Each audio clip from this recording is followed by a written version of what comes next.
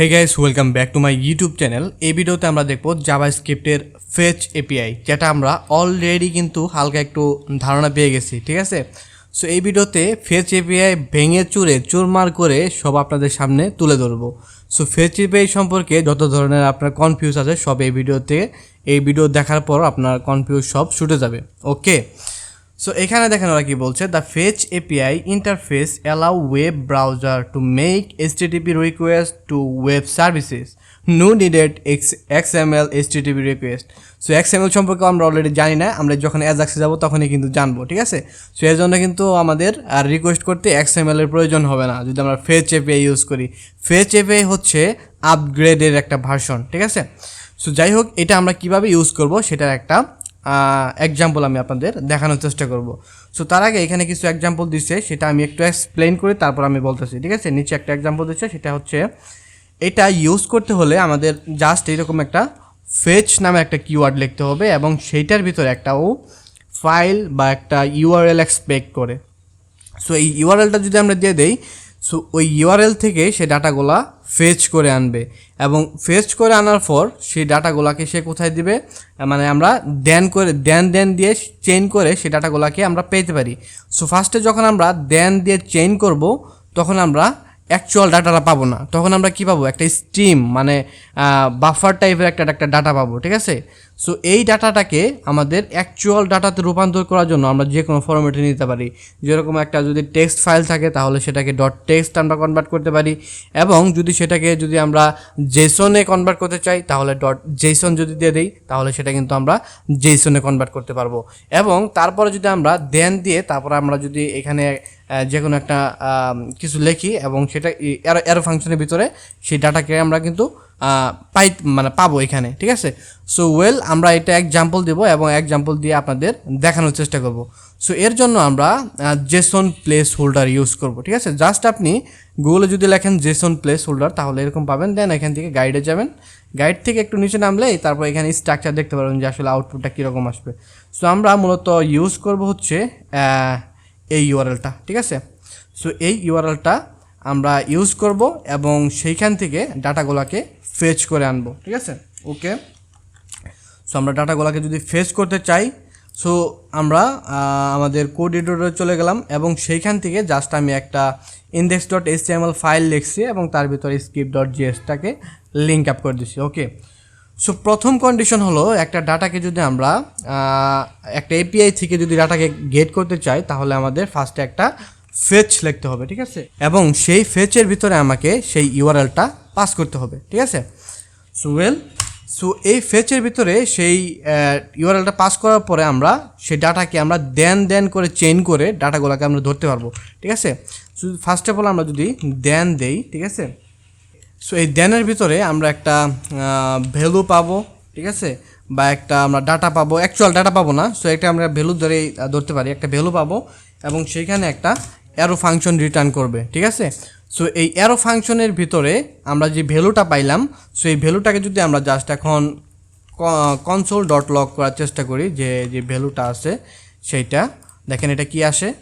আমরা যদি ব্রাউজারে যাই, সো ব্রাউজারে এটা কি লাইভ সার্ভার অন আছে নাকি, সো আমরা একটু লাইভ সার্ভারটা অন করি, আবার এইটা দিয়ে লাইভ সার্ভারটা অন করলাম এবং এখানে ইন্সপেক্টে গেলাম, ঠিক আছে, কনসোলে গেলাম, রিলোড দিলাম। দেখেন আমরা যে ইউআরএলটা দিছি সেইখান থেকে আমাদের একটা রেসপন্স দিতেছে, দেখছেন। সো এই রেসপন্সের ভিতরে দেখেন বডির ভিতরে একটা জিনিস আছে ডট। আমরা যদি এখানে ক্লিক দেই তাহলে দেখতে পারবেন এখানে কিন্তু লেখা আছে রিডেবল স্ট্রিম। তার মানে ওই যে এপিআই থেকে এই যে এই ইউআরএলের থেকে আমাকে রিডেবল স্ট্রিম আকারে কিছু ডাটা পাস করতেছে, ঠিক আছে। সো এই রিডেবল স্ট্রিম ডাটাকে নিয়ে আমরা কিন্তু কাজ করতে পারবো না। সো এই ডাটাকে যদি নিয়ে আমরা কাজ করতে চাই তাহলে আমাদের কি করতে হবে, সেই ডাটাকে অ্যাকচুয়ালি যে কোনো একটা ফরম্যাটে রূপান্তর করতে হবে, যেরকম টেক্সট ফরম্যাটে কিংবা জেসন ফরম্যাটে, যে কোনো একটা ফরম্যাটে রূপান্তর করতে হবে। সো আমরা এই ডাটাকে একটা জেসন ফরম্যাটে আর কি রূপান্তর করবো, ঠিক আছে। সো যার কারণে যে ভ্যালুটা পাইছি আমরা value.json, জাস্ট জেসন যে ফাংশনটা আছে সেটাকে যদি জাস্ট এইভাবে কল করে দেয় তাহলে সেই ভ্যালুটা জেসন ফরম্যাটে হয়ে যাবে। এবং তারপরে দেন দিয়ে আমরা আবার চেইনিং করব এবং চেইনিং করার পর আমরা অ্যাকচুয়াল ডাটাটা পাবো, ঠিক আছে।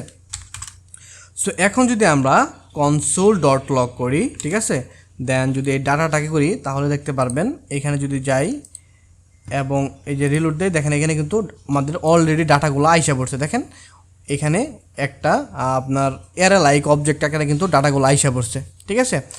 সো এই ডাটাগুলোকে অ্যাকচুয়াল মানে এখানে দেখেন এখানে কিন্তু ইন্ডেক্স নাম্বার আছে, দেখেন 0 1 2 3 4 এইগুলো কিন্তু ইন্ডেক্স নাম্বার। সো এই ইন্ডেক্স নাম্বার থাকলে আমরা কি করতে পারি, একটা অ্যারের উপরে বিভিন্ন অপারেশন চালাইতে পারি। সেটা কি, আমরা ফর ইচ চালাইতে পারি, ম্যাথ চালাইতে পারি, ঠিক আছে না। সো আমরা এখন এইটার উপর একটা ম্যাপ চালাবো, ঠিক আছে। ম্যাপ চালাইলে আমরা অ্যাকচুয়াল এই ইউজারের ডাটাটা পাবো, ঠিক আছে। সো আমরা এখানে একটা ম্যাপ চালাই, সেই ডাটা যেটা পাইছি না, এই ডাটা ডট আমরা যদি ম্যাপ ফাংশন তো আপনারা জানেন। সো এই ম্যাপটা যদি আমরা ইউজ করি, ঠিক আছে, সেখানে আমাদের কী পাবে, অ্যাকচুয়াল একটা পাবে। সো এটা ডি দেই, অ্যাকচুয়াল যে মানে অবজেক্টটা আছে সেটা পাবে, ঠিক আছে। সো এখানে কিংবা আমরা দিতে পারি ওবিজে, ঠিক আছে। সো অ্যাকচুয়াল অবজেক্টটা পাবে। সো এটা একটা অ্যারো ফাংশন হবে এবং সেই অ্যারো ফাংশনের ভিতরে আমরা বিভিন্ন কাম করতে পারবো। সো তার আগে আমি এখান থেকে কনসোল লগটা উঠাইয়া দেই। ওকে, এটা লাস্টে কেটে দিলাম। ওকে, এখন ঠিক আছে। এবং এইটার ভিতরে কনসোল ডট লগ আমরা এই ওবিজেটাকে করি, ঠিক আছে। এই ওবিজেকে যদি আমরা কনসোল ডট লগ করি তাহলে এখানে যদি রিফ্রেশ দেই, ওকে, এখানে যদি যাই কোনো একটা রং হয়েছে নাকি, দেন যে ডাটাটা পাইলাম আমরা ভ্যালু ডট জেসন এবং ডাটা ডট ম্যাপ। সো আমরা ম্যাপকে কল করলাম। ওকে, সো আমরা এখানে একটা ইকুয়াল টু দিয়েছিলাম, যার কারণে একটু ঝামেলা হয়েছিল, ঠিক আছে। ডাটা ডট ম্যাপের ভিতরে জাস্ট আমরা সেই ভ্যালুটা এক্স আকারে পাইতেছি, মানে টোটাল যে অবজেক্টটা সেটা আমরা এক্সের ভিতরে পাইতেছি এবং সেই এক্সটার অ্যাকচুয়াল চেহারাটা কীরকম, অ্যাকচুয়াল চেহারাটা হলো ঠিক এরকম, ঠিক আছে। এবং তার ভিতরে দেখেন কি আছে, বডি আছে, আইডি আছে, টাইটেল আছে, ইউজার আইডি আছে। সো আমরা জাস্ট এখান থেকে যদি টাইটেলটাকে অ্যাক্সেস করতে চাই, জাস্ট ওইখানে সো এক্স ডট যদি আমরা টাইটেলটাকে দিয়ে দেই তাহলে কিন্তু সব টাইটেল কিন্তু আমরা এখানে পেয়ে যাব। আমরা যদি আবার যাই, দেখেন সব টাইটেল কিন্তু আমরা এখানে পেয়ে গেছি। ইভেন আমরা যদি আইডিগুলোকে অ্যাক্সেস করতে চাই, জাস্ট এখানে যদি আমরা লিখি আইডি তাহলে দেখতে পারবেন এখানে সকল প্রকার আইডি কিন্তু চলে আসবে, ঠিক আছে। দেখেন সকল প্রকার আইডি কিন্তু এখানে চলে আসছে, ঠিক আছে। এই যে দেখেন এখানে কিন্তু আপনি যদি যান এখানে, দেন এই ইউআরএলে যদি চাপ দিলে মানে এটা যদি এই ইউআরএলটা কপি করে জাস্ট এখানে যদি পেস্ট করেন তাহলে দেখতে পারবেন অ্যাকচুয়াল ডাটা ঠিক এরকম আছে। ইউজার আইডি যদি দেন তাহলে এরকম ইউজার আইডি পাবেন, আইডি দিলে আইডি পাবেন এবং টাইটেল দিলে এরকম টাইটেল পাবেন। বডি যদি দেন তাহলে বডির ভিতরে যে টেক্সট আছে সেই টেক্সটটা আপনি কিন্তু পেয়ে যাবেন এখান থেকে। সো তাহলে আমরা ফেচ এপিআই এর এই একটা স্ট্রাকচার দেখে ফেললাম। সো এখন এই যে ফেচ এপিআইটা আছে, এই ফেচ এপিআইটা আমরা অ্যাসিঙ্ক এওয়েট দিয়ে সুন্দরভাবে হ্যান্ডেল করব। সো এখন দেখেন দেন করে যে আমরা ইউজ করতেছি না, সো এটা কিন্তু মানে একটা যখন লার্জার অ্যাপ্লিকেশন হয়ে যাবে তখন কিন্তু এটা আসলে ওই রকম থাকে না আর কি, ঠিক আছে। এটাকে একটু সুন্দরভাবে লেখার জন্য আমরা অ্যাসিঙ্ক এওয়েট ফাংশন ইউজ করতে পারি, ঠিক আছে। সো একটা অ্যাসিঙ্ক এওয়েট ফাংশন যদি আমরা লিখতে যাই তাহলে ফার্স্টে আমাদের একটা ফাংশন, নর্মাল একটা ফাংশন আমরা ক্রিয়েট করব এবং সেই ফাংশনের ভিতরে জাস্ট আমরা কি বলে দেবো যে এই ফাংশনটা কি হবে, অ্যাসিঙ্ক এওয়েট। সো আমি জাস্ট এই ফাংশনটাকে জাস্ট যদি এভাবে কপি করি তাহলে আপনাদের আমি এক্সপ্লেন করলে তাহলে বুঝতে পারবেন, ঠিক আছে। জাস্ট আমি এই ফাংশনটা এখানে দিয়ে দিলাম এবং এইখানে দেখতে পাচ্ছেন যে ফাংশনের নামটা দিয়েছি না, সেই ফাংশনের ভিতরে সে প্যারামিটার হিসাবে সেই ইউআরএলটা নিয়ে নিতেছে, ঠিক আছে। আমরা চাইলে এবার প্যারামিটার হিসাবে নিতে পারি কিংবা আমরা চাইলে অ্যাকচুয়াল এইভাবে দিতে পারি।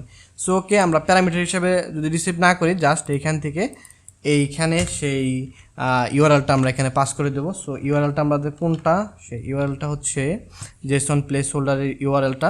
সো এখানে আপনার যে কোনো একটা এপিআই ইউআরএল দিতে পারেন আপনি, ঠিক আছে। সো আমার ইউআরএলটা হচ্ছে এটা। সো বাই ডিফল্ট যদি আপনি এখানে আপনার একটা সার্ভার থাকে, ঠিক আছে, একটা সার্ভার যদি আপনি ক্রিয়েট করার পর যদি আপনি সেই সার্ভার থেকে যদি এভাবে অ্যাক্সেস করতে চান তাহলে কিন্তু অ্যাক্সেস করতে পারবেন না। কী জন্য অ্যাক্সেস করতে পারবেন না জানেন? সেটা আপনাকে ক্রস পলিসি দিয়ে আটকাই দিবে, ঠিক আছে। এটা হচ্ছে ব্রাউজারের বাই ডিফল্ট একটা বিহেভিয়ার, ঠিক আছে।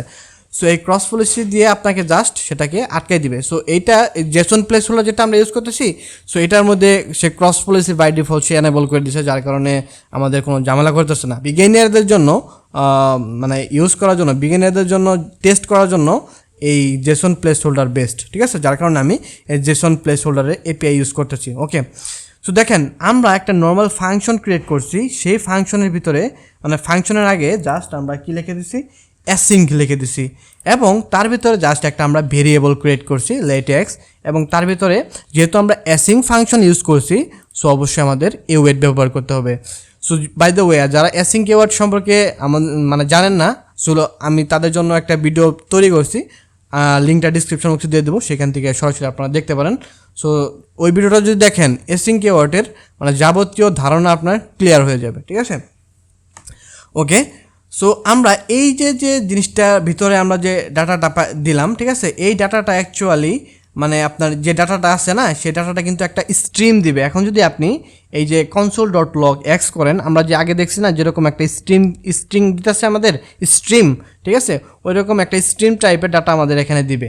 সো এইটাকে আমরা যদি কনভার্ট করতে চাই, তাহলে জাস্ট সেই ডাটাটাকে আমরা এখানে পাবো। সো আমরা একটা নাম দিতে পারি ডাটা, এবং সেটা আমরা কনভার্ট করবো কিসে, সেটা আমরা টেক্সট, যদি আপনার টেক্সট ফাইল হয়, সো ফাইলটাকে আপনি যদি একটা অ্যাক্সেস করতে চান, সেটাকে যদি আপনি টেক্সটে কনভার্ট করতে চান, জাস্ট .text দিবেন। আমরা যেহেতু জেসন নিয়ে কাজ করতেছি, সো অবশ্যই সেটাকে আমরা জেসনে কনভার্ট করব। ওকে, সো অ্যাকচুয়াল আমরা ডাটাটা পেয়ে গেলাম, এবং এখন আমরা সেই ডাটা .map চালাতে পারবো, এবং সেই ম্যাপের ভিতরে যে কোনো আমরা কাজ করতে পারবো, ঠিক আছে। সো যেহেতু এটা আমরা কি দেই, ডাটাস দেই, ঠিক আছে। সো এটা হচ্ছে ডাটাস, এবং এই ম্যাপের ভিতরে আমরা অ্যাকচুয়াল একটা কি পাবো, ডাটা পাবো, ঠিক আছে না। সো অ্যাকচুয়াল ডাটা পাবো, এবং সেইখান থেকে যদি আমরা জাস্ট console.log এবং ডাটাকে যদি দেই, তাহলে দেখতে পারবো অ্যাকচুয়াল যে ডাটাটা আছে সেই ডাটাটা কিন্তু আমরা এখানে পেয়ে যাব। এখানে যদি যাই, রিফ্রেশ দেই, এখানে বাই দ্য ওয়ে আমার এই ফাংশনটা কল করতে হবে, না হয় আসবে না। তো সো আমি এই ফাংশনটা জাস্ট সরাসরি কল করে দিলাম। সো এখন যদি যাই, তাহলে দেখতে পাচ্ছেন এই ডাটাগুলো কিন্তু চলে আসছে। সো সেখান থেকে যদি জাস্ট আমি আইডিটাকে, সো ইউজার আইডিটাকে যদি আমরা অ্যাক্সেস করতে চাই, কিংবা বডিটাকে যদি অ্যাক্সেস করতে চাই, জাস্ট ওই ডাটা যদি বডি দিয়ে দেয়, তাহলে কিন্তু হয়ে যাবে। এই ডাটা যদি এই বডিটাকে দিয়ে দেয়, তাহলে কিন্তু বডির ভিতরে যাবতীয় যা আছে সব কিন্তু আমরা এখান থেকে দেখতে পারবো, সুন্দরভাবে একের পর এক কিন্তু চলে আসছে। সো আশা করি ফেচ এপিআইয়ের যে দুইটা এক্সাম্পল, ঠিক আছে, সেটা কিন্তু আপনারা মানে বুঝতে পারছেন। সো আমরা নর্মালি ইউজ করব হচ্ছে এই অ্যাসিং যে ফাংশনটা আছে, ঠিক আছে, এরকম স্ট্রাকচার আমরা নর্মালি ফেচ করে ডাটাগুলো আমরা নিয়ে আসবো, ঠিক আছে। সো আশা করি এই ওয়েবের ফেচ এপিআই সম্পর্কে আপনার বিস্তারিত একটা ধারণা পেয়ে গেছেন। আর যদি কোথাও বুঝতে অসুবিধা হয়, তাহলে অবশ্যই কমেন্ট বক্সে জানিয়ে দেবেন। যদি আপনাদের কোনো ভিডিও যদি দরকার হয় যে এই টপিক নিয়ে ভিডিও করেন, তাহলে সেই বিষয় সম্পর্কে জাস্ট কমেন্ট করে দেন আমাদের কমেন্ট বক্সে, আমরা সেই রিলেটেড ভিডিও বানানোর চেষ্টা করব। টিল দেন টেক কেয়ার, এবং যাওয়ার আগে আপনাদের একটা রিকোয়েস্ট করবো, সেটা হচ্ছে সাবস্ক্রাইব নাও। সো সাবস্ক্রাইব করেন। দেখেন এত কষ্ট করে কিন্তু ভিডিও বানাইতেছি আপনাদের জন্য, এই গরমে বৈশা জাস্ট ভিডিও বানাইতেছি আপনাদের জন্য।